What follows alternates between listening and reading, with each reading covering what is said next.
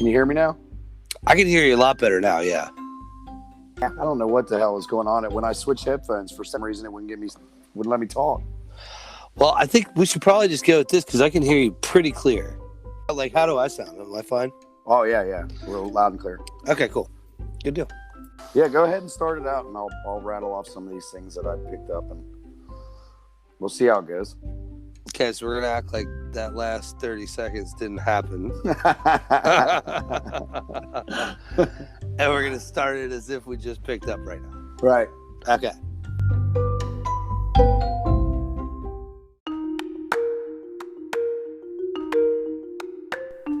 Welcome to the podcast that explores mysterious disappearances, bizarre worldly occurrences, strange phenomenon, and basically everything that's weird.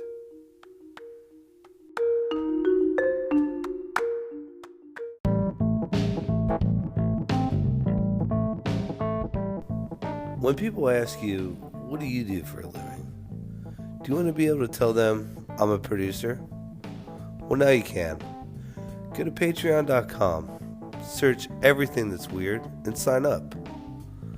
We'll list you in all of the show notes and mention you in every episode.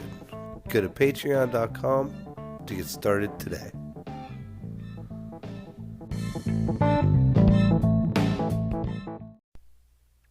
If you haven't heard about Anchor, it's the easiest way to make a podcast. Let me explain. First of all, it's free. Second, there are creation tools that allow you to record and edit your podcast right from your phone or your computer. Anchor will distribute your podcast for you so it can be heard on Spotify, Apple Podcasts, and many more. You can make money from your podcast with no minimum listenership. It's everything you need to make a podcast in one place. Download the free Anchor app or go to anchor.fm to get started.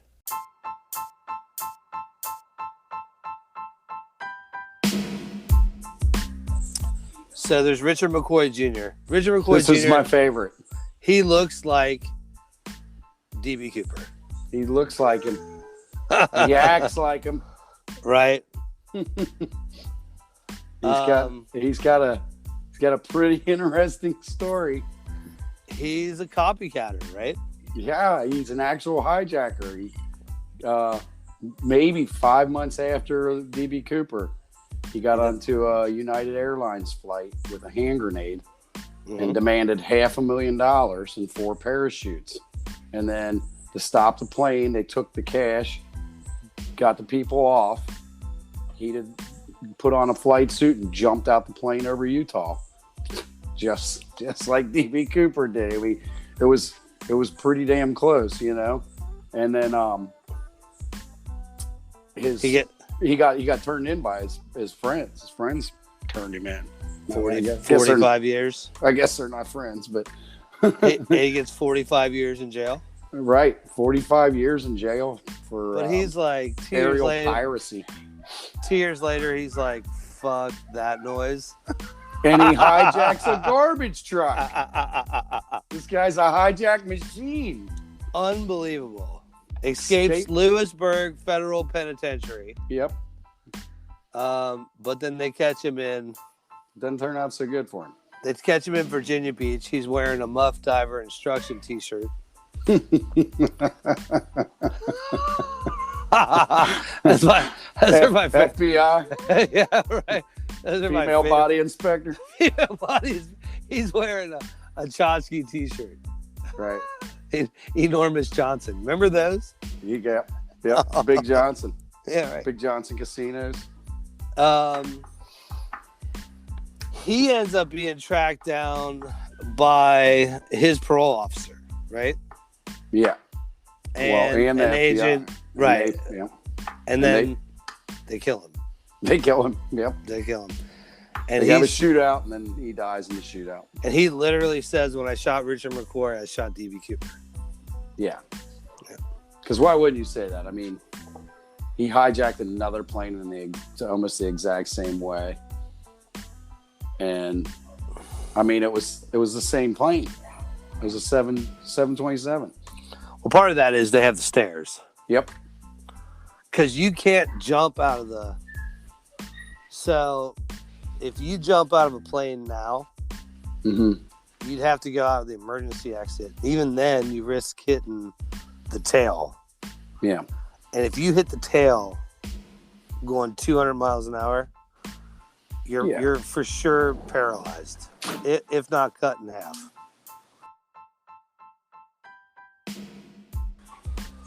All right, the next guy is Sheridan Peterson. He was Marine Corps. All right. He ended up becoming a technical editor for Boeing. And they were really into him because he was a smoke jumper. Yeah. And he was like into physical risk. He was like down, like this is something he was down with. If you're a smoke jumper, Smoke jumpers are no joke, dude. Yeah. You're jumping into a fire to start another fire to burn out the fire that you jumped in. Yeah, you got to fight fire with fire. Everybody knows that. I mean, that's just physics. A lot of people were convinced he was the guy. Yeah. He really looks like D.B. Cooper. He's got a real good, strong resemblance to that picture. Of all the people that look like D.B. Cooper, he looks like him the most. Probably, yeah. Yeah. The nose and that receding hairline. It's just like every white guy in the 70s, right? Yeah. But I mean, Bill, some of the other guys are close, but he's pretty daggone close. Like Richard McCoy he's pretty close too. You could kind of bend it to see that it would be him, but with how they drew that nose. Yeah, and I never got anything. I didn't get anything if he was a smoker or drank bourbon.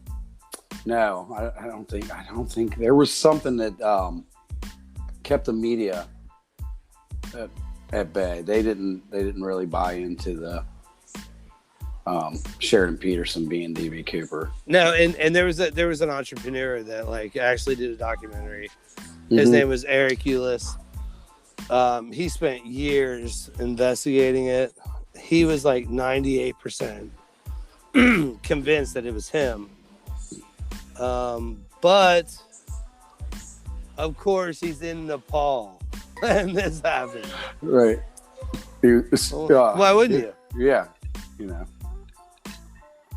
And he just died in 2021. Yeah. Probably COVID. Probably, right? He jumps out of a plane in Washington. Fucking COVID. Fuck COVID got him. Robert Wesley Rackstraw. He's a retired pilot. He was an Army. He was on the Army helicopter crew. Right. He was in Vietnam. So he was arrested in Iran. Yeah. He was deported. For explosives. Yeah, he's smuggling explosives. And check kiting. Do you know what else do you do in Iran? I don't know. Is there other activities besides explosive smuggling? And it's weird that 1978 Iran, they send you back because that's the Shah. Yeah. But the Ayatollah doesn't send you back. No, you die. No. That's it. Or work for them, one or the other. Right. So, he was also arrested for check kiting. Do you know what that is? I have no idea. Okay, so when you could have like, okay, so, all right, so you set up company 1, and then you set up Brandon Block company 2, right?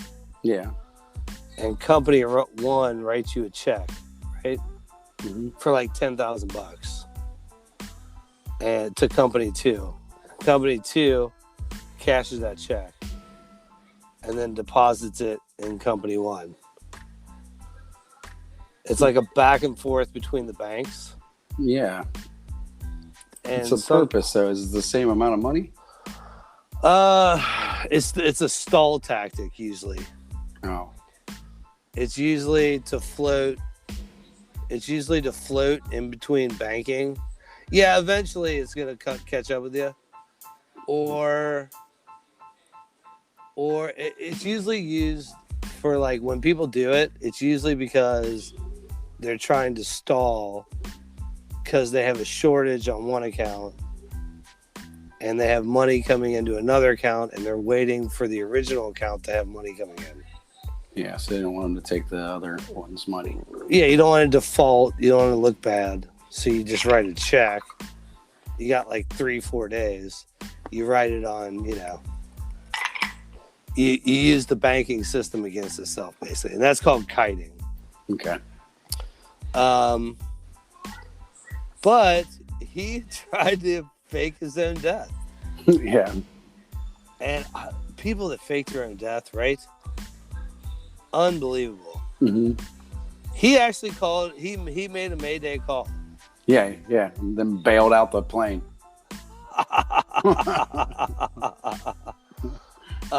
So we're talking about people that, I mean, we're getting close. These guys, I mean, it had to be tough because all these guys are like, well, that guy probably did it. He's willing to just jump out of a plane. And he again looks like DB Cooper. Yeah. He's got short hair. He's very Anglican. Mm-hmm. And I mean, I think everybody knows the composite sketch, but if they don't, you should look at it. DB Cooper has very Anglican features. He's very white. Yeah. He's Wonder Bread white. He is like somebody that came over on the Mayflower. He is a white man. Right? Am I right? Right? Right. He has zero cultural influence. Like, this guy is like Dutch English. He is like the whitest man ever. And this guy is that. You're right. His nose. The nose is a big thing. So you can tell Mediterranean descent from the way people look with their nose. And I'm definitely guilty of that. Like, I look like an Italian guy because of my nose. This guy looks like he could live in Scotland, England, Ireland, like all the places that the United Kingdom still has control over.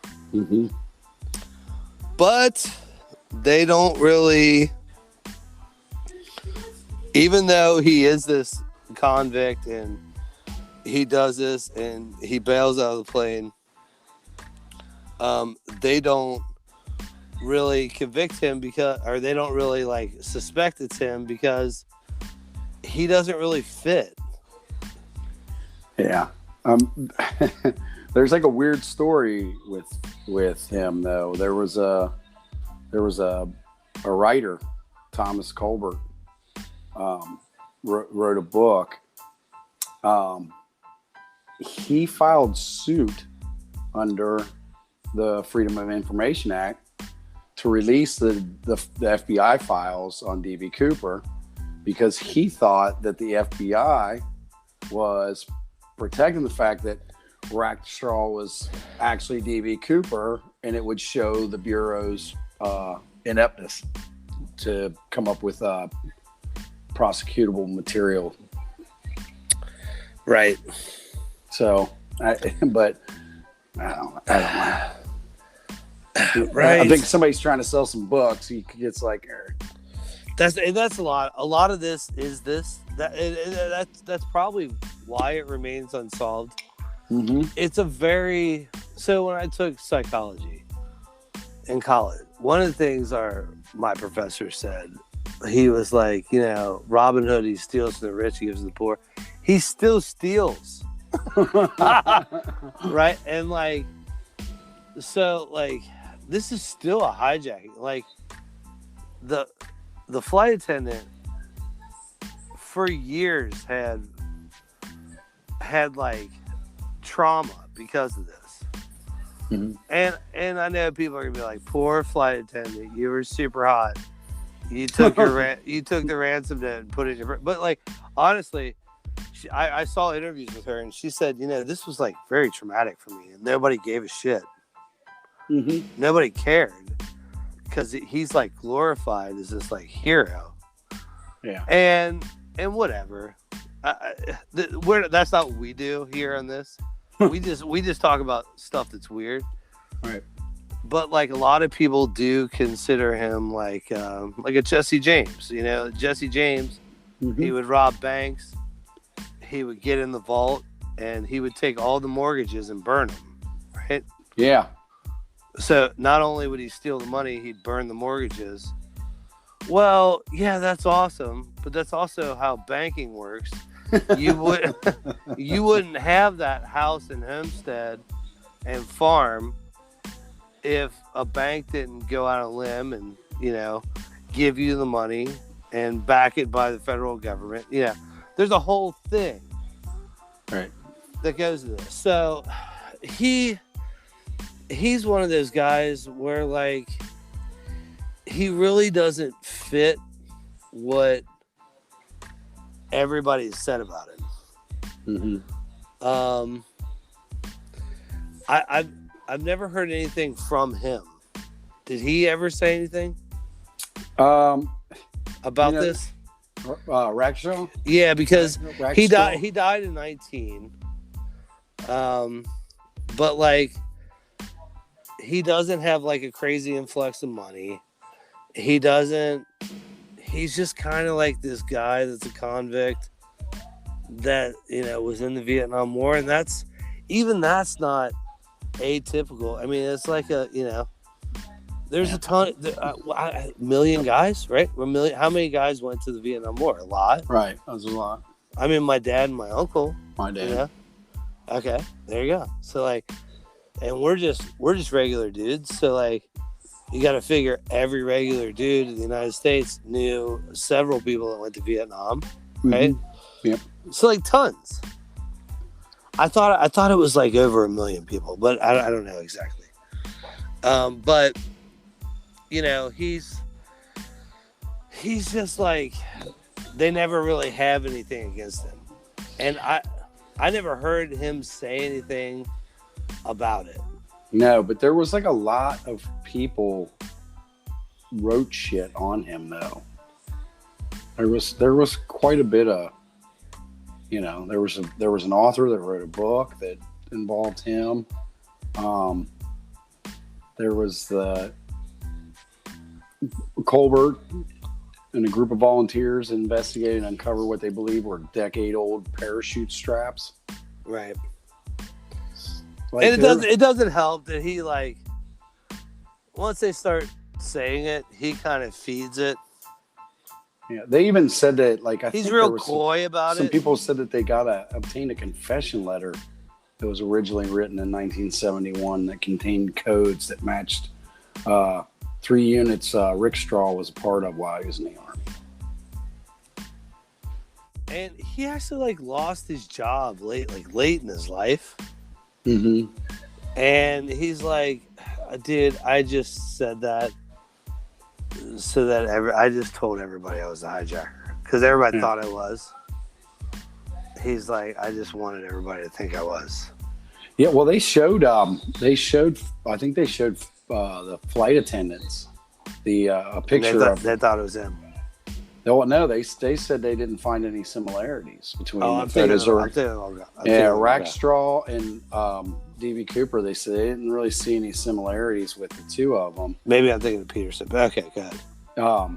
And Rackshaw's attorney had said the renewed allegations against him because this kept coming back up up over the years, and they're calling it the stupidest thing that he ever heard. And Rackstraw actually told people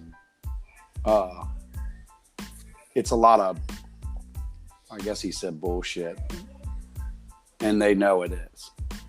And the FBI declined further comment. He stated that he lost his job over, like you said. So because there's nothing the FBI wants to do more than to say we found D.B. Cooper.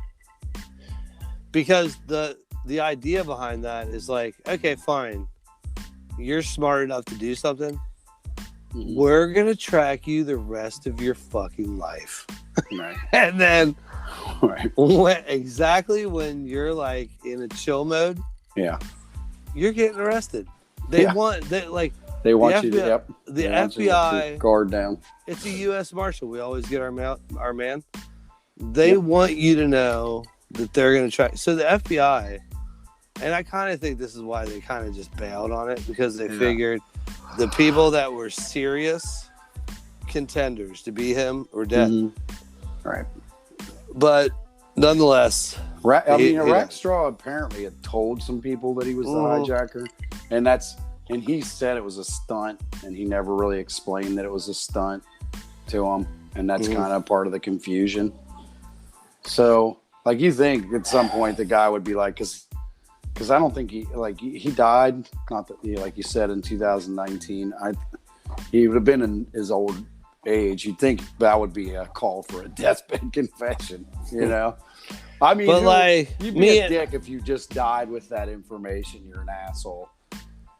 But I consider myself funny.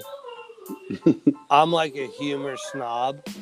Yeah. I don't think anybody's funnier than me. Right. But it's something, and me and you are really good friends.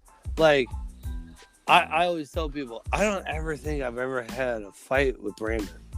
Right? Have we? Have we ever had any? Right? I don't think so. No, you're just a cool dude. I'm fine with who you are. You're fine with who I am, right? Yeah. And there's very few people you come. That's kind of why I asked you to do this. Right. So I totally can see myself. I find out I have stage 4 cancer. Mm-hmm. We're at the bar and I'm like, hey man, I'm DB Cooper. I'm the real DB Cooper. You're like, I knew it. I knew it, man. Baby fucking. So I kind of understand it. Right. I understand why he would do that. You got all these people in your ass about it, And you're like, screw it, man. I am that guy, right? Right. This guy, I really like this guy. This is Walter Recca. Yeah. Okay, so he's a Michigan native. Now, that's one thing I don't like about this, because the West is a whole different. Okay, so I recently moved to South Carolina, which I've said before, and one thing I always say to my wife, I'm like, okay, what would suck is if you wreck your car here, right? Mm-hmm. You wreck your car where I live, and you're like, oh, thank God we're all alive, right? Mm-hmm. And then the alligator bites your head off. Right? So we're from the Midwest. Michigan is much different. Yeah, I'm going than Washington. I'm going there in a couple days. Okay, Michigan's awesome. Mm-hmm. Very cool. Tons of lakes. I've been to Silver Lake. They have sand dunes. No humidity. No, and the lakes are. If you get up high enough, that is. The lakes are very much like an ocean. Oh yeah. And there's all kinds of tributaries and auxiliary lakes that are awesome. It's a killer area. Like the sand dunes at Silver Lake, I've 4-wheeled there. It's such a cool time. It's so nice. But it's his buddy, right? Yeah, Carl Lauren. So Carl Lauren records these phone calls with him, and he died in 2014. And a lot of people think it's him because soon after he dies, the FBI kind of shuts it down. But what he talked about was that in these recorded calls, and who knows what the circumstances are, because they never really said anything about it. I don't know if he had AIDS or cancer or what, No, but he gave him permission to record it. Right, and why would you do that? Mm-hmm. So if you were like, hey, Anthony, I'm going to record you, mm-hmm. I would instantly be like, for 6 weeks. Prank caller. Like, are you a cop? So he must have known he was going to die. Mm-hmm. But this is 2008. So sometimes people have like death scares. Mm-hmm. And I know somebody personal to us, you know him, when he was dying, he called me a lot. Mm-hmm. And he's like, and I remember him telling me, he's like, you're the only one that understands, like, I'm going to die. And I said, I know, man. God damn it. Yeah. I'm like, because you're like one of the most alive people I've ever met. Seriously. Yeah. Like, you know who I'm talking about. And that Yeah. guy is fucking crazy, right? he did crazy shit. And you're like, but he knew it. Like, he knew it. And I remember being at a bachelor party, and they were like, yeah, I don't understand what the big deal is. And I'm like, God damn it, you guys. You're going to make me tell you there's no Santa Claus? Yeah. He's going to die. This isn't going to end well, guys. They're like, you're just saying that. And I'm like, man, why would I say that? Like, why would I say that? I'm like, what he has is like a 2% survival rate. If he does make it through it, he's going to have severe complications. Yeah. And need like severe surgeries. If he survives from that, he's susceptible to other sicknesses. And I won't say what he died from, but because everybody will know. But like, they're like, you're just saying that. You're like, you're dramatic. I'm like, I'm not. Like, I'm not. Well, I'm literally the least dramatic person, right? Right. And dude, 6 months later. Yeah, that's how it goes. I know. So anyway, but it wasn't 6 months for him. It was 6 years. Yeah. And that's the only reason I could think that he would let him do these recordings. He thought he was going to die. Mm-hmm. But he said he landed in Clallam. Am I saying that right? Yeah, I guess so. Clallam. Yeah, it's like two words, right? It's got a dash over it. So, okay. And he said he met a dump truck driver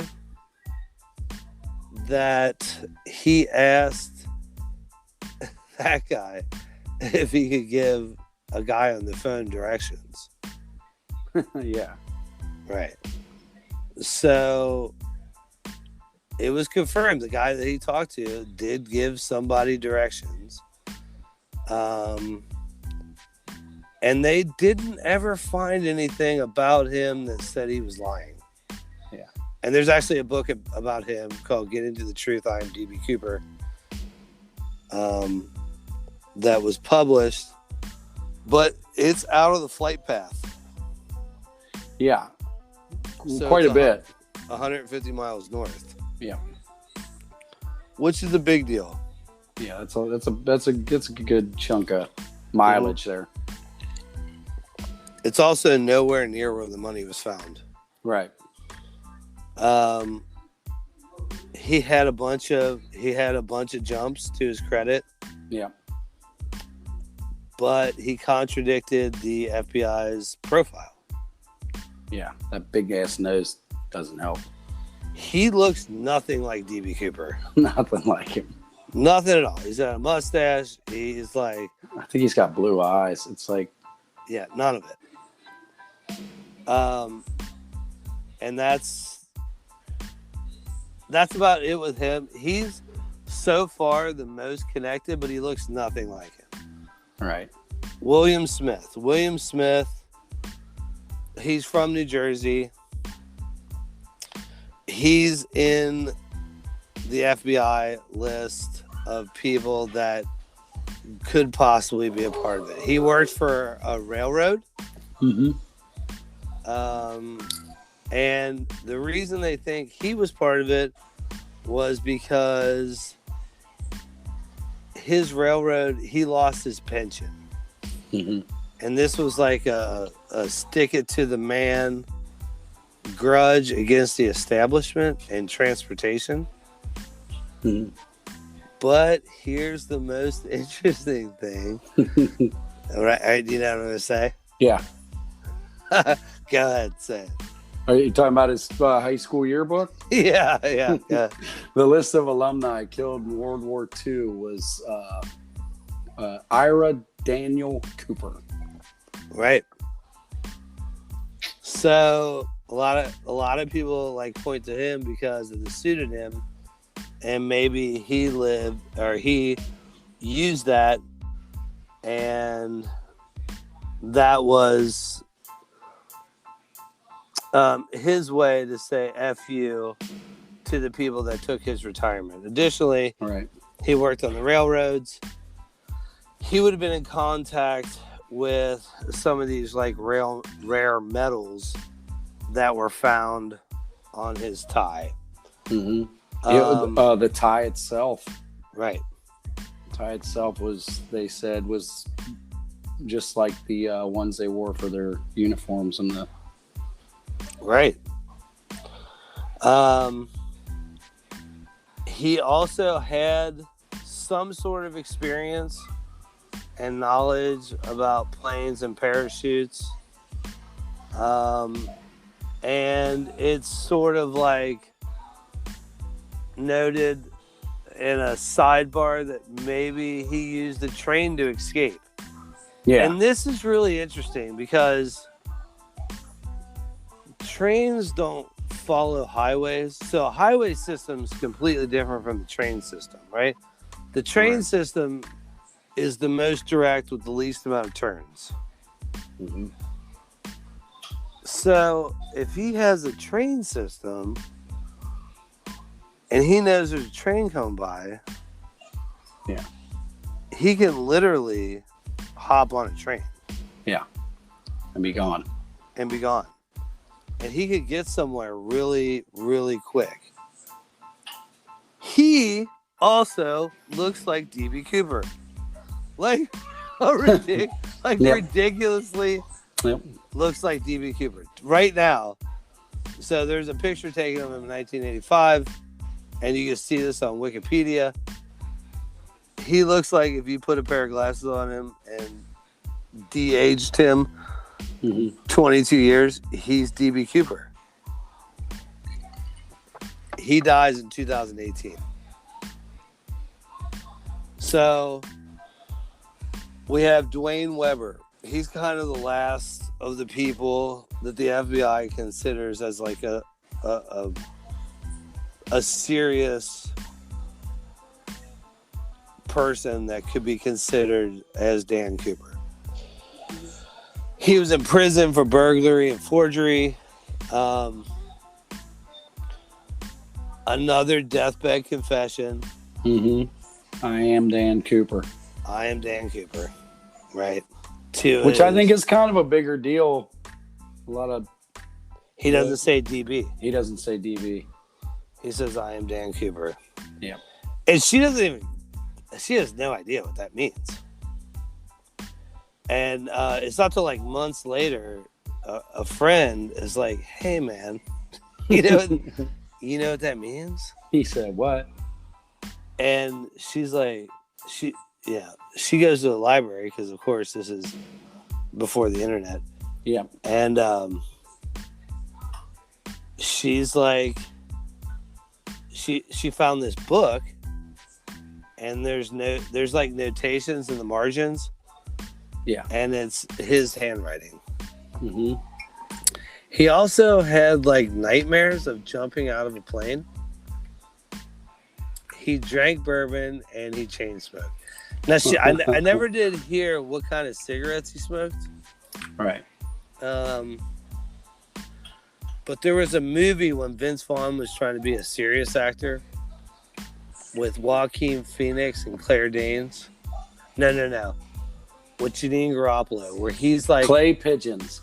Okay, there you go. Yeah. And he kept putting his cigarettes out a certain way. And that's how she ended up finding. All right, so the CIA used it like. By the way, that book she was looking at was a book by Max Gunther called D.B. Cooper, What Really Happened. Okay. Just for reference, that's the book she saw the notation in. Why would you write notations though in a book? I don't know. Right.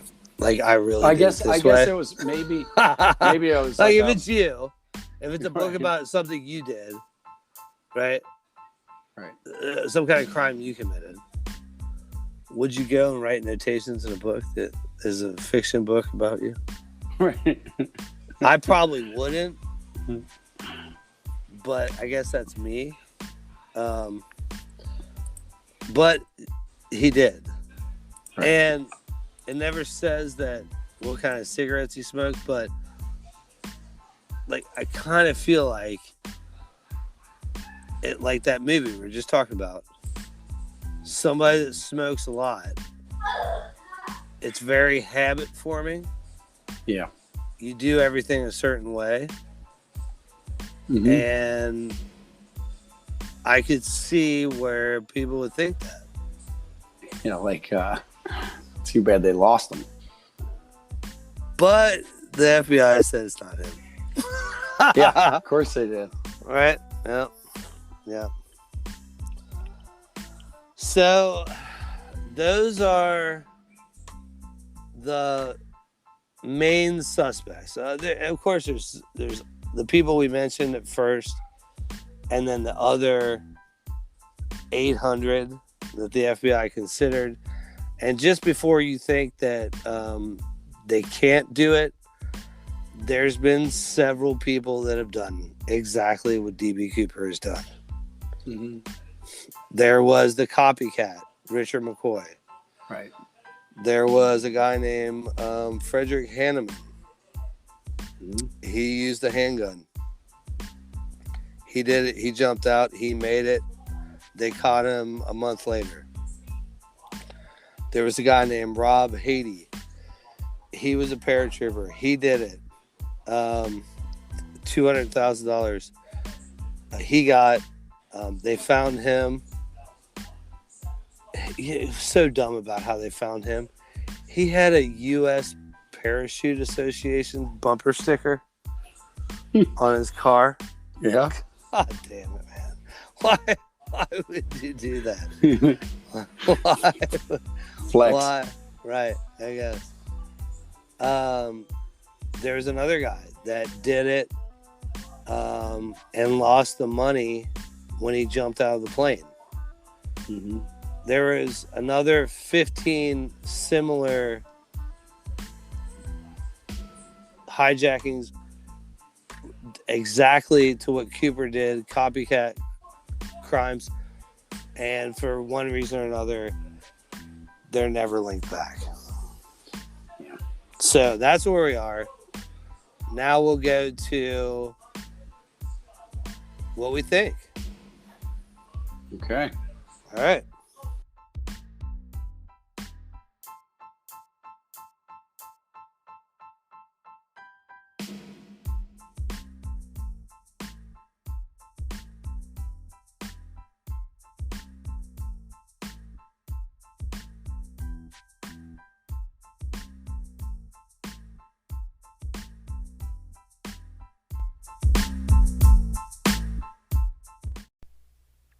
If you haven't heard about Anchor, it's the easiest way to make a podcast. Let me explain. First of all, it's free. Second, there are creation tools that allow you to record and edit your podcast right from your phone or your computer. Anchor will distribute your podcast for you so it can be heard on Spotify, Apple Podcasts, and many more. You can make money from your podcast with no minimum listenership. It's everything you need to make a podcast in one place. Download the free Anchor app or go to anchor.fm to get started.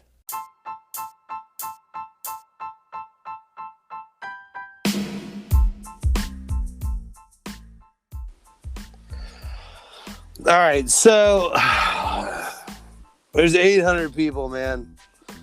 Who is D.B. Cooper? Who's the douchebag? Who is it? I say it's Rick Straw. I'm with you. And there's a reason. Or Rack Straw. Sorry. Yeah, and there's a reason why I'm with you. Mm-hmm. So this isn't a popular theory. This is like a theory.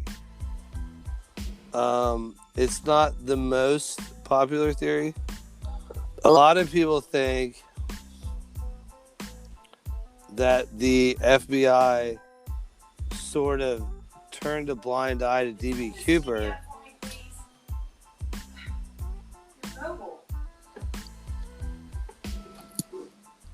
I'm sorry. Hold on. What?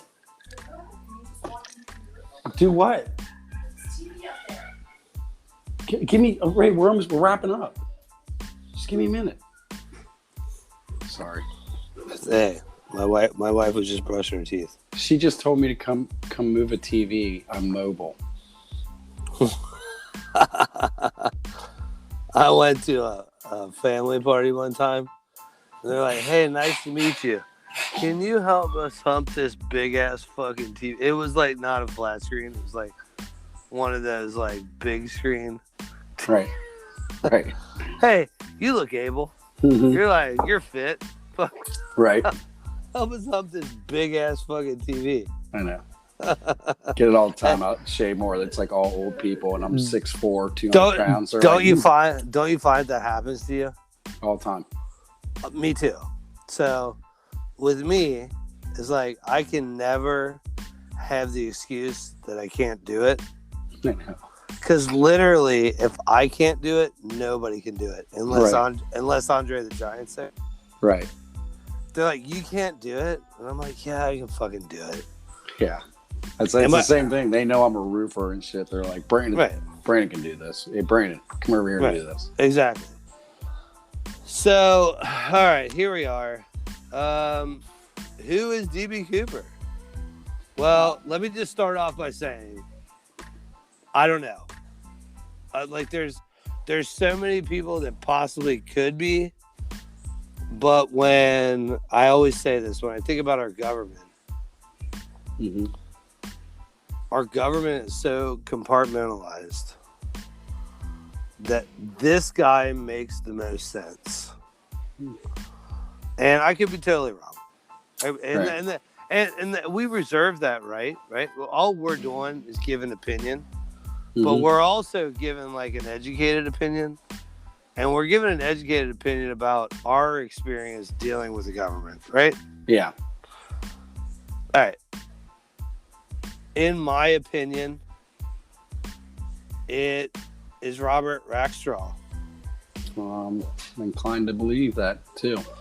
So the reason a lot of people think it's him, he actually looks the least like DB Cooper.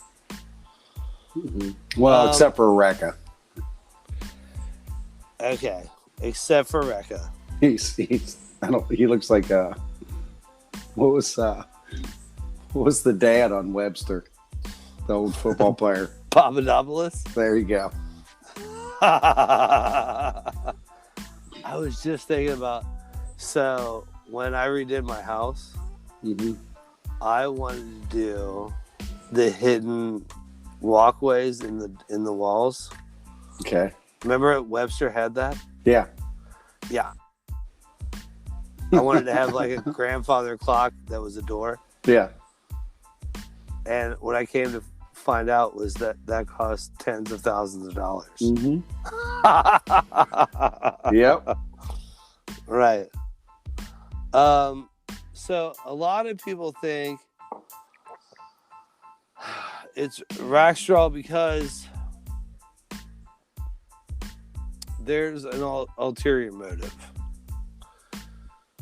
He was sort of given a get out of jail free card. Okay. And he impressed the FBI. Mm-hmm. All right, now, God damn it. I don't want to say this, but it's going to go. I'm not even going to cut it because this is true. So, like, it's already been documented that the government invented crack and LSD and several different drugs, right? Mm-hmm. Okay, and there's a movie with Tom Cruise where he is a pilot. Yeah. in the early 80s. If you haven't seen it, great movie. Right. And he flies into Arkansas, and his cocaine money kind of fuels this whole town and indirectly gets Bill Clinton elected. Right? Okay. I recently moved to an island, and I've had several stories told to me while I bartend at this local bar, this local dive bar, where people have told me they've found plane loads of cocaine. Really?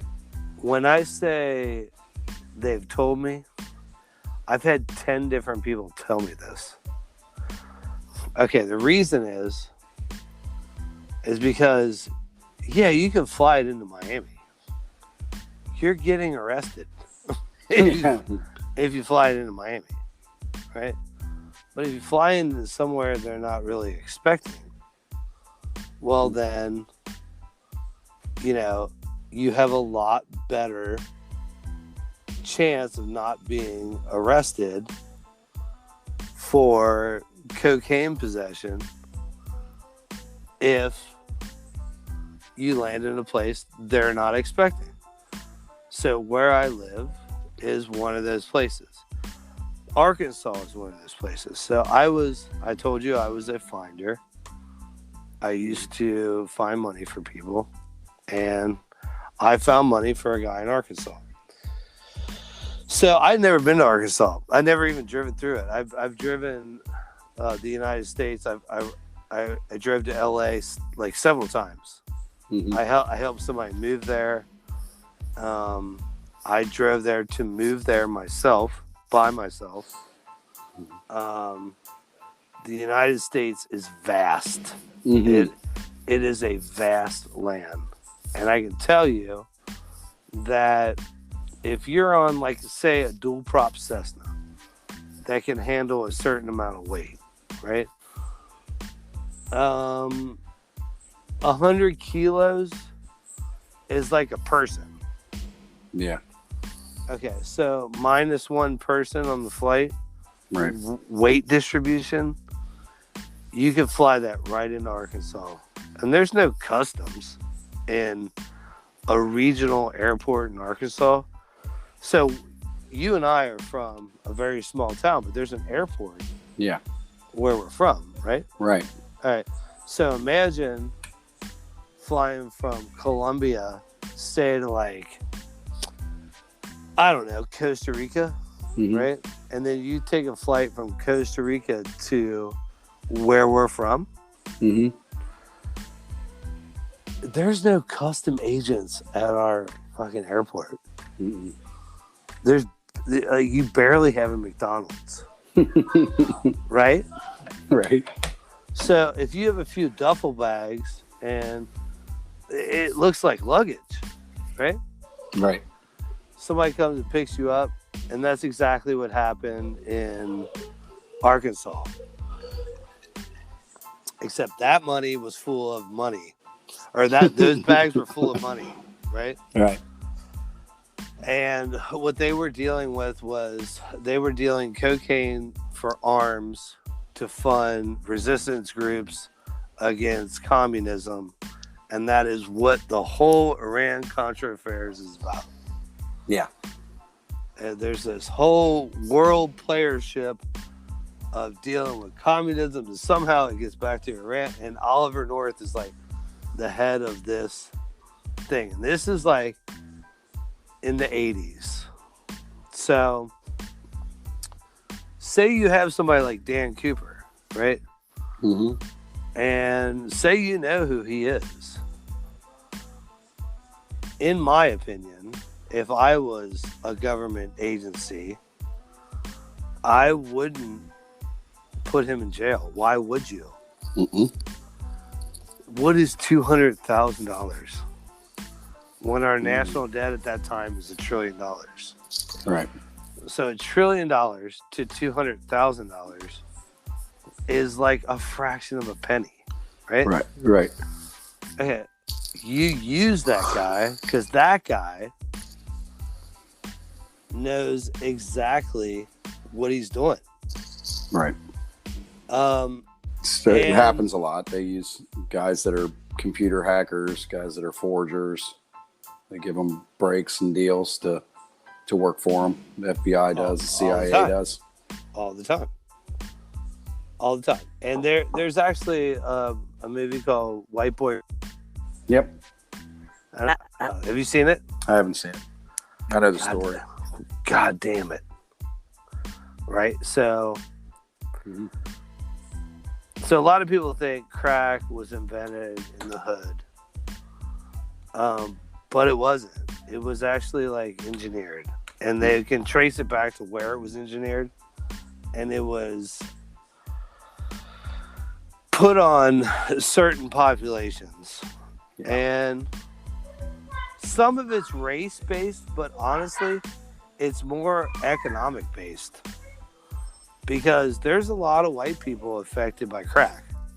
Yeah. And yes, there's like other populations that are affected, but a lot of white people smoke crack, right? When you think of a typical crack person, most of the time they're white. Yeah.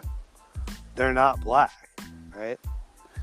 TikTok will show you dancing them in the streets. Well, totally. It's usually always white people. Well, it was put in certain areas, and a lot of people think it was like either a population control or a way to control drugs coming in and out. And White Boy Rick is about that. It's about drugs coming in, and he is hired, quotation marks, because that's why he's in jail. He's hired to distribute this new form of cocaine. And the reason is because the president's kids are doing cocaine. Yeah. No, I mean that. Yeah. The president, like Ronald Reagan's kids, literally have cocaine at the White House. And that's a problem, because that means everybody has cocaine. And they were sort of successful early on. So they came up with this, and me and you were there, DARE. Yeah. They came up with DARE. And the DARE thing worked for a little while. But what they ended up finding out was like kids were like actually like more apt to do drugs after being in the DARE program. Which is ridiculous, dude. Right? There was nothing funnier than smoking a joint with a DARE shirt on, huh? Hey, dude, there's like all kinds of crazy presidential kid stories where they like the Bush sisters, like all of them, and and we always say this. They're in a different group, man. They don't care about us. They don't like. They're not. The Bush sisters aren't getting busted for smoking a J. No. Or doing a line. No. Like you're not in trouble, right? If anything, they're gonna use everything they have to like not get in trouble. Yeah. Like the Kennedys. Like, they made all their money during Prohibition. Well, like, honestly, Brandon, what if our kids sold pot right now on a multi-million-dollar level? And then all of our grandkids... There goes my political career. Right now. But what if all of our grandkids go to, like, affluent schools, come up and are super smart and then they run for office. Right. I'm going places now.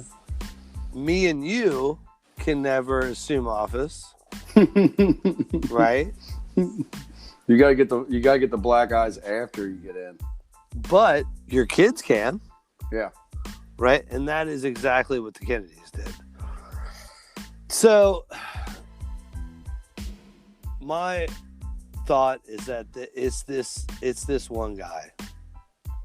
And the reason is because they kind of knew right off the bat that he was DB Cooper. And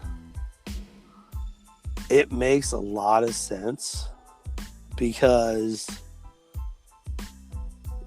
what the theory is that he gets this get out of jail free card, basically. And I get that because if you have somebody is really good at what they do, they're an asset. Mm-hmm. And there's a book called Confessions of an Economic Hitman. And he said he had like some kind of stupid degree. And he had taken some test. And he had scored really high on it. So the CIA came and talked to him. And so they asked him, have you ever been in a situation where you had to break the law? And he's like, yeah, I stabbed a guy once. And they're like, why did you stab a guy? He's like, okay, well, my friend was getting his ass kicked. I broke a bottle that was laying on the side of the alley, and I stabbed the guy with it, and it poked him like a little bit in his body, and the guy like freaked out and ran away. And they're like, well, why did you do that? And he's like, well, I've known that kid my entire life. And they're like, okay. So I asked a couple more questions, and they're like, whatever. So he gets sent to this place called Greenbrier, and he thinks he just has this dumb job offer, right? Mm-hmm. And here he's working for the CIA. Right. And the way the CIA works now is they try to economically wreck people. I think then somebody like Robert Rackstraw is an extreme asset. You have to have that guy on your team. Guy with a giant set of nuts. Right? Mm-hmm. Somebody that takes on the FBI head on, essentially wins. And then I think the FBI buried it because he's CIA. I can see that. I mean, they did do a lot of dodging with what seemed like credible stuff that people were bringing. They were just kind of dismissing it out of hand like that.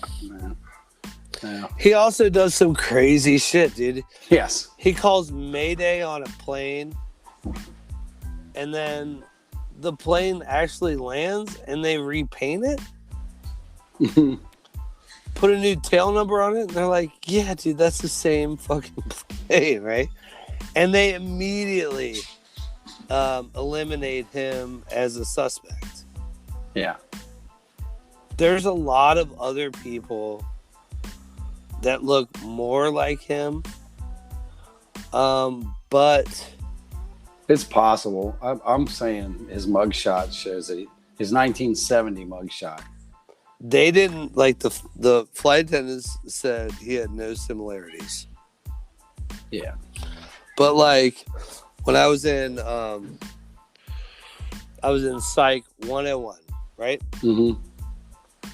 And this kid comes in, and he's like, "Hey, man, you didn't let me take the final." And he's like, "Yeah, okay, we're about ready to start class. What are you talking about?" He's like, "You didn't let me take the fucking final, and I fucking failed, and now I'm gonna fucking graduate." And he's like, "Well, first of all, if all you needed was Psych 101 to graduate, like, you had a terrible curriculum, right? Yeah. Like, fuck you, man, right? And he's like, okay, fuck me. Get the fuck out of my class, right? The guy's like, I'm sick of this shit. He pulls out a gun and he fucking shoots the professor, right? All right. The professor grabs his chest. There's fucking blood everywhere. The guy fucking runs out the door. Everybody's like, what the fuck? Of course, this is in the 90s, right? Like, yeah. Everybody's I already like, got what was going on. Everybody's like, what the fuck, right? Mm-hmm. He stands up. He's like, what do he look like? Right. There were 70 different descriptions of what the guy looked like. Yeah. Down to like the color of the clothes he was wearing. Mm-hmm. People were way off. Right. Like, so eyewitness account, you can't always hold that as fact. Right. So where it's weird that they rule him out early. No, I mean, like, a lot of people don't really get that. I've seen multiple of those type things that you're talking about happen. They've even done it on TV. I was watching a program about the brain, and they staged a robbery, a similar scenario where guy runs up and he struggles to yank this purse off this lady's arm, and he gets it off. There's like a bit of a struggle, so there's time there where they have people can see what's going on, and he takes off running down the street. I was wrong. And then they stop everybody. I was wrong. What? I was wrong. When I did my description of him, Yeah. I was wrong. Oh, yeah. And I'm a pretty keep it calm dude. Mm-hmm. But you know, when shit happens so fast, Right. your brain only takes in so much of the information. I was totally wrong in the description of who he was. Yeah. And people don't get that. I think people don't put a lot together. Like, whoa, he was there, he saw it, and it's like, no. I mean, I've seen firsthand where they round up all the witnesses, they ask them separately, and they all come up with different shit.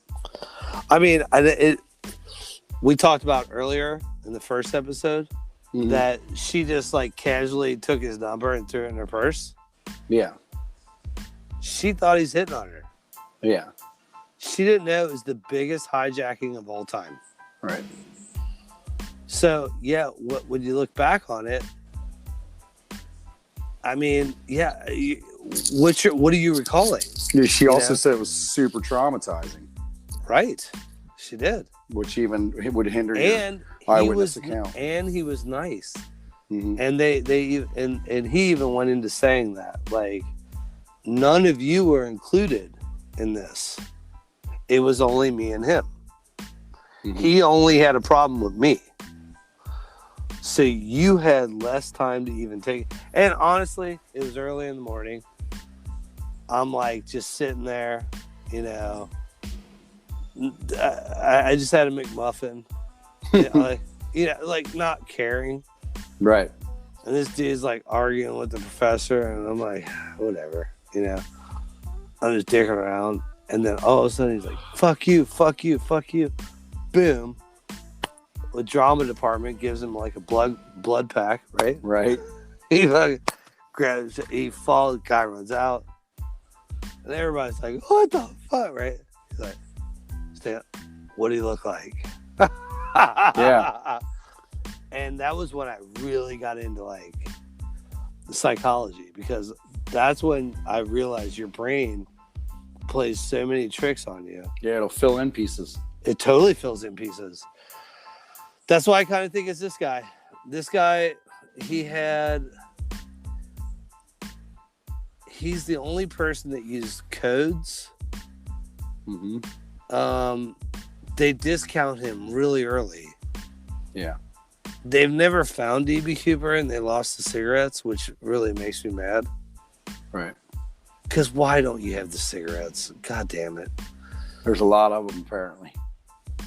Yeah, not on that one. He's in a certain seat. You have his fingerprints from the plane. he's a convict. I think most, like, somebody's going to pull this off is a convict. They're either... This guy once drove a truck through a front door of a gun shop. Stole a bunch of guns. Right.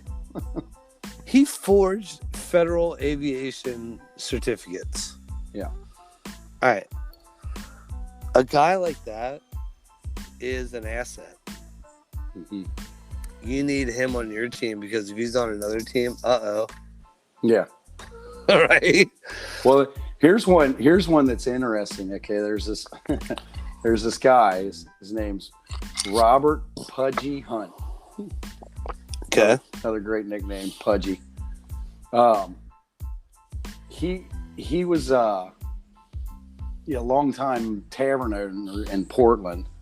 Right. And he worked in a flooring business with Rackstraw in the 70s. Yes. And he said that what he said to him was that Rackstraw had charisma to burn, and he couldn't be trusted. So he was a nice guy. He's putting on that. He knows how to put on that calm man charm. They're saying he had tons of charisma. So that fits with them saying that he was this nice guy on the plane. He's also the only one to have a deathbed confession to say, I'm not him. Yeah. And I'm going to tell you why you would do that. So, I have a wife and 2 kids. If I pulled this off and the CIA said, hey, you're now an operative, but nobody could know, I wouldn't know the power of that. Right. Listen, okay, don't ever take a lie detector test. and if the CIA says you are now an operative, don't ever tell anybody you're an operative. They will kill you. Right? And they will make you look like a child molester. They'll make you look like the worst person. Yeah, they'll wreck your life. They'll wreck your life. So I think he's one of those people that was smart enough to know that he had an out. He had an insurance policy to say. And when he was one of the few people that said it was ridiculous, where all the other people owned it. I think it's him. He was even quoted as saying that if he were investigating the case, he wouldn't discount himself. Right. But when people asked him, he said it's ridiculous. It's not me. Yeah. Well, he was only about 28, I think, at the time, and they were saying that that was one of the big things that they said took him out of it, because he was too young, and that Dan Cooper was in his 40s, but he was only about 20. You can look. He doesn't older. look like a 20. Yeah. You could look older. Yeah. You really could. The way you dress, really, it really does mess with first-hand accounts. Right. All right. So I think it's Robert Rackstraw. I also believe that it is Robert Rackstraw. You gonna go with it? I think so, man. I mean, he's the guy, like you said, and the stuff that you're saying, those are valid points. I mean, I get it.